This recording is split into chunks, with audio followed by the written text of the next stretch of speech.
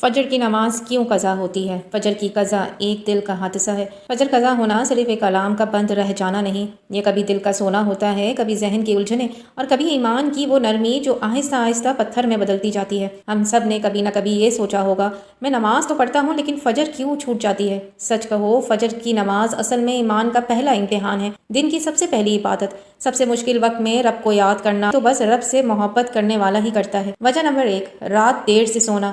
ہم رات گئے تک اسکرینوں میں الجھے رہتے ہیں، ریلز، ڈرامے، چیٹ، یوٹیوب، اور پھر کہتے ہیں کہ فجر قضا ہو گئی، نیند سے نہ جاگا گیا۔ حالانکہ اگر کل صبح کوئی فلائٹ ہوتی یا کسی نے کہا ہوتا نماز کے بعد 10 لاکھ ملیں گے، کیا ہم جاگتے؟ یقیناً۔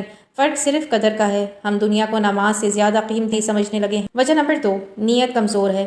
حدیث کے مطابق شیطان انسان کے سر پر 3 گراہیں لگاتا ہے اور کہتا ہے کہ سو جا، ابھی رات باقی ہے۔ جاگتے ہی اگر ہم اللہ کا نام نہ لیں، وضو نہ کریں، نماز نہ پڑھیں تو وہ گرہیں جمی رہتی ہیں اور ہم دن بھر بوجھل، تھکے تھکے بے کیف رہتے ہیں۔ وجہ نمبر 3، شیطان کی گرہیں۔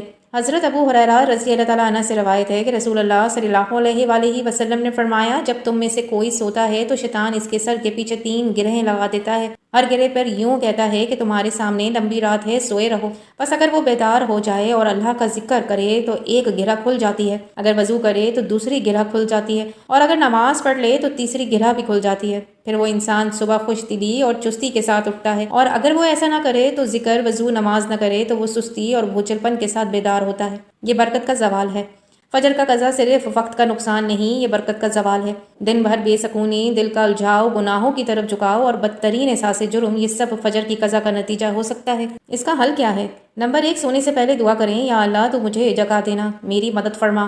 نمبر 2، نیت پکی کریں، الارم 1 نہیں 3 لگائیں، کسی کو کہیں آپ کو کال کریں، موبائل کو خود سے دور رکھیں۔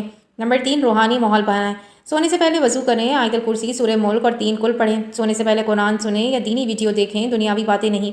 نمبر 4، سونے کا وقت درست کریں، رات 12 کے بعد سونا دل کی سختی کو جنم دیتا ہے، کوشش کریں عشاء کے فوراً بعد سونے کی۔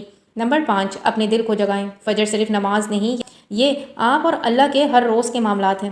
ایک سوال، اگر کل صبح آپ کو علم ہو کہ اللہ تعالیٰ آپ سے ملاقات کریں گے، کیا آپ جاگیں گے؟ کیا آپ الارم لگائیں گے؟ کیا دل دھڑکے گا؟ تو پھر جان لیجئے فجر کی اذان وہ بلاوا ہے جو روز آتا ہے مگر ہر بار سب نہیں سنتے۔ یا اللہ ہمیں فجر کی نماز کا ذوق عطا فرما، ہمارے دلوں کو نرم کر دے، ہمیں نماز کی محبت دے دے، ہمیں ان لوگوں میں شامل کر جو اندھیرے میں تجھے یاد کرتے ہیں اور جن کے لیے تو روز قیامت نور بن جائے گا۔ آمین یا رب العالمین۔ ناظرین کمنٹ باکس میں آمین ضرور لکھیں۔